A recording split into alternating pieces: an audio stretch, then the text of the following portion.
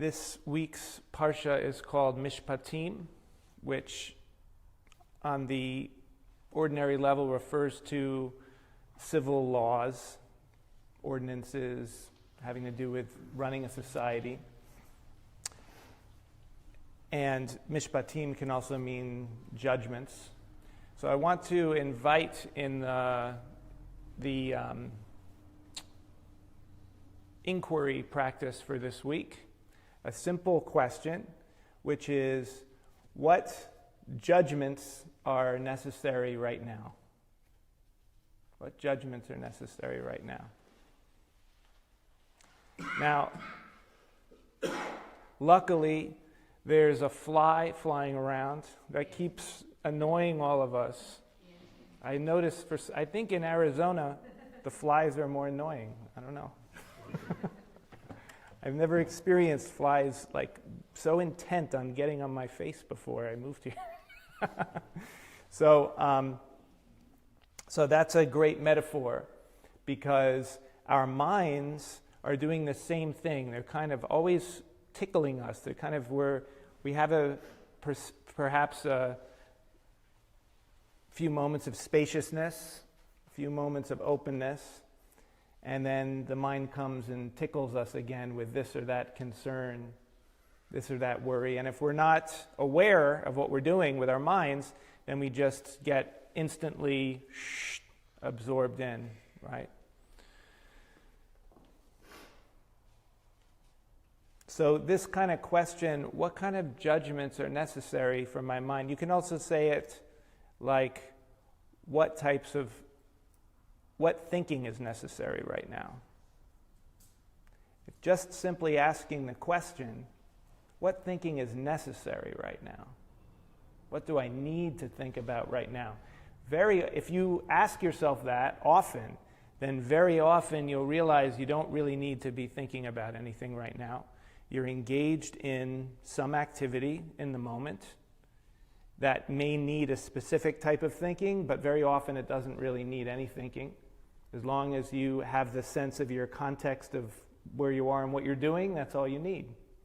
And so just asking the question, what thought is necessary now? What judgment is necessary now? Then it can become almost effortless to just put down your thoughts. Just put down your thoughts.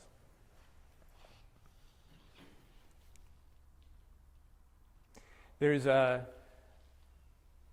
danger in any richly developed human endeavor. I'm going to give the example of music, because that's what I do.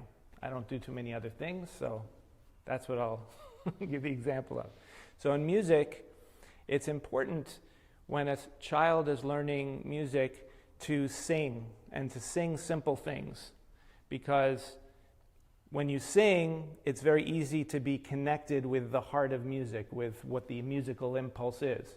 And when you're learning how to go, put your finger down, and when you have the music, the sheet music in front of you, and you're reading the music, these are all necessary skills, and they make the music so much more rich when you're able to master these auxiliary skills.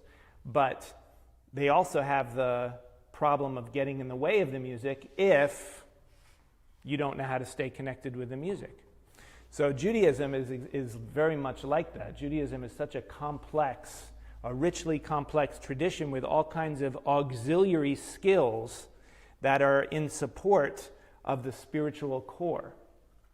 The danger, with Judaism probably more than any other path that I'm aware of, the danger is that you can become very focused and fixated on the auxiliary skills.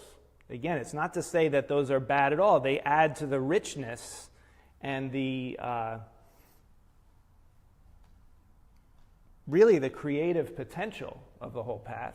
But you can get fixated on them, and then you can lose connection with the spiritual core.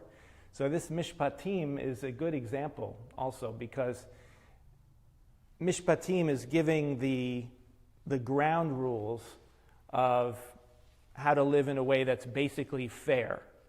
But that doesn't necessarily have anything to do with spirituality. other than that in order to have a foundation of spirituality, you have to have basic ethics, right? There's a story of a Hasidic master, Rabbi Mordechai, who, before he was a Rebbe, had a business, and he would put aside some of his money all year long in order to buy the most beautiful etrog for Sukkot.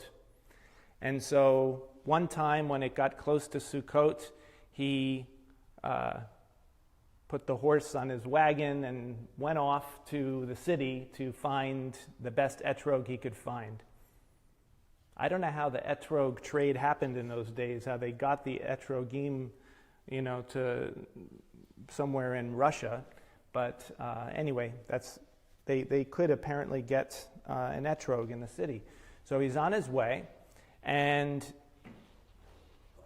while he's on the road, he sees a water cellar. Apparently people would go around with their wagons and horses and sell water.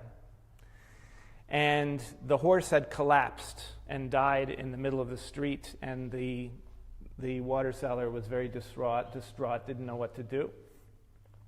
So Reb Mordechai got out of his wagon, his carriage, whatever it's called, and took all of his money and offered to the man so that he could buy a new horse.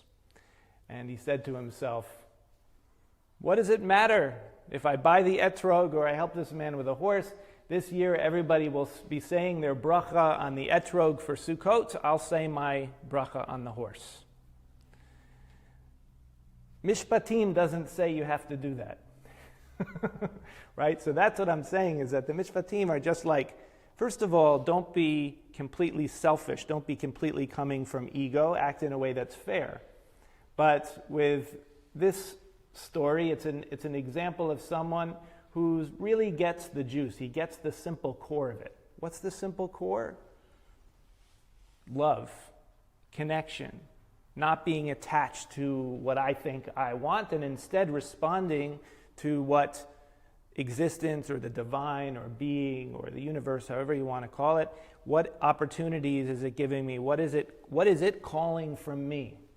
In the Torah and in the Bible, it's put in very little literal terms that the divine voice literally speaks words to people.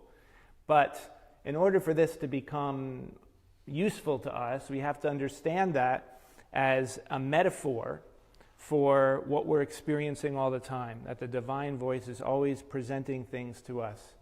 And we can ask the question, what is being asked of me now? That was an inquiry phrase from a few weeks ago. But in this case, what thoughts are necessary now? And with that is the potential to just clear the space and to be in an open state, to release the annoying impulses to be self-concerned, to be worrying, to be making sure that I'm getting my desires and needs met, instead being open, being trusting, being available as a vehicle.